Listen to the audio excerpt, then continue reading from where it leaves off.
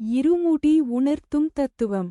ஐயப்பனுக்கு இருமுடி கட்டுவதில் ஒரு முடியில் நெய் காய் பச்சரிசி அபிஷேகம் செய்ய தேவையான பொருள் மற்றொரு முடியில் உணவுப் பொருள்கள் வைத்து கட்டுவதே இருமுடி கட்டுவதாகும். இதில் தேங்காய் சிவனின் சுரூபமாகவும் நெய்யில் மகாவிஷ்ணு இருப்பதாகவும் இவற்றை சேர்ப்பதால் சிவனும் விஷ்ணுவும் ஒன்றாக சேர்வதை உணர்த்துவதாக சொல்லப்படுகிறது.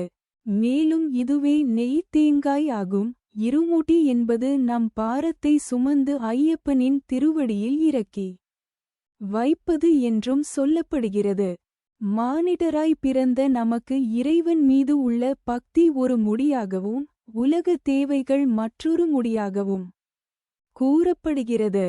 ஐயனை அடையும் போது இதில் உலகத் தேவைகளான உணவுப் பொருட்கள் குறைந்தும் கடைசியில் இறைபக்தி மட்டுமே மிஞ்சும் என்பதை உணர்த்தும் தத்துவத்தையும் குறிப்பிடுகின்றது.